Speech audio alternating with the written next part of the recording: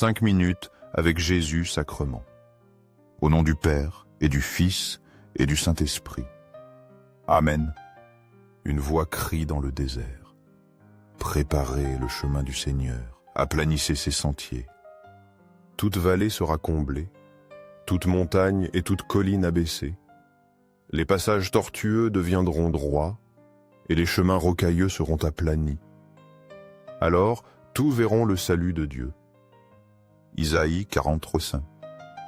Isaïe nous parle de préparer le chemin du Seigneur. Jésus au Saint-Sacrement, est-ce que cette présence du Seigneur qui vient à nous? Nos cœurs sont souvent comme un désert, aride et distrait. Préparer le chemin, c'est rendre notre cœur accueillant, en enlevant les obstacles de l'indifférence et de l'oubli.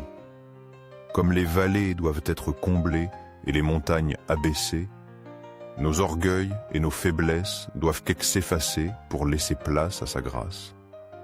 En recevant Jésus, nous voyons le salut de Dieu se manifester en nous, sa gloire et son amour se révéler dans notre vie.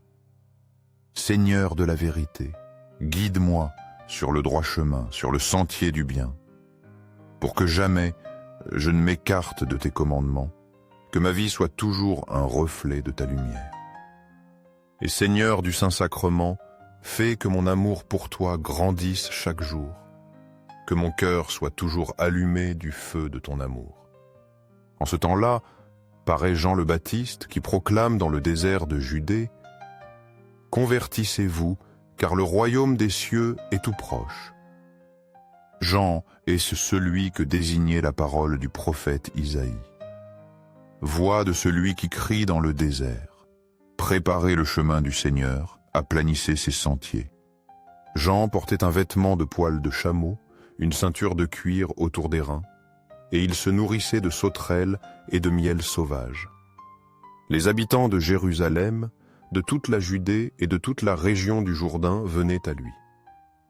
Ils se faisaient baptiser par lui dans le Jourdain en reconnaissant leurs péchés. Matthieu 3:1. Matthieu nous présente Jean-Baptiste, précurseur du Christ, appelant à la conversion dans le désert. Ce désert peut être comparé à nos vies spirituelles parfois arides, loin de Dieu. L'appel de Jean à la conversion résonne encore aujourd'hui. Il nous invite à reconnaître nos péchés, à nous détourner de ce qui nous éloigne de Dieu pour accueillir le royaume des cieux qui s'approche. Sa vie austère nous rappelle l'importance de la simplicité et du détachement pour se préparer à la rencontre avec le Seigneur.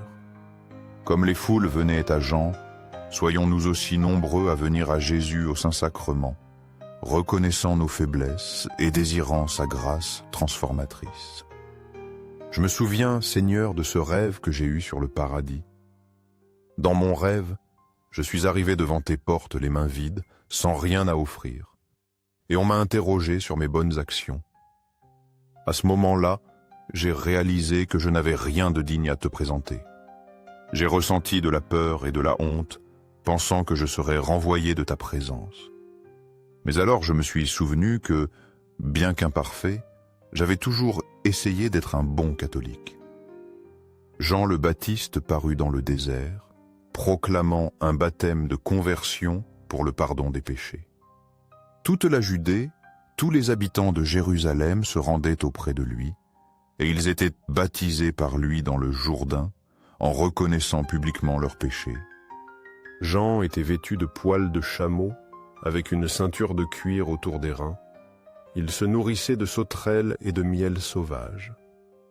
Il proclamait « Voici venir derrière moi celui qui est plus fort que moi. Je ne suis pas digne de me baisser pour défaire la courroie de ses sandales. Moi, je vous ai baptisé avec de l'eau.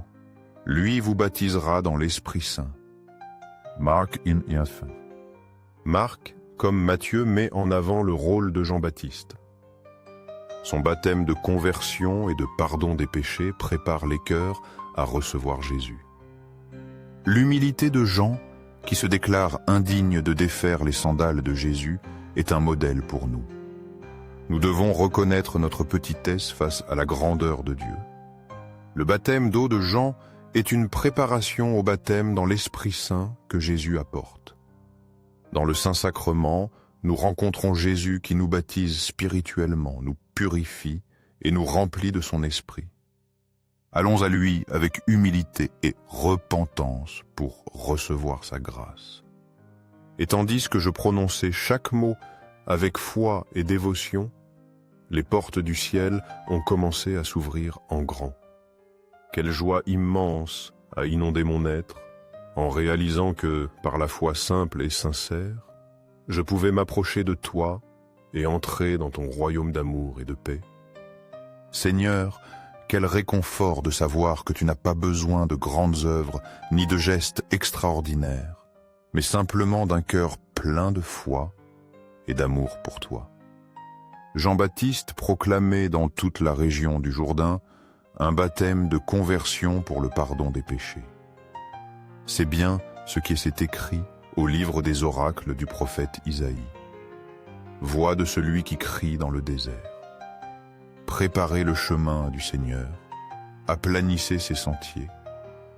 Tout ravin sera comblé, toute montagne et toute colline abaissée. Les passages tortueux deviendront droits, les chemins rocailleux seront aplanis. Et tout être vivant verra le salut de Dieu. Luc 3, 6.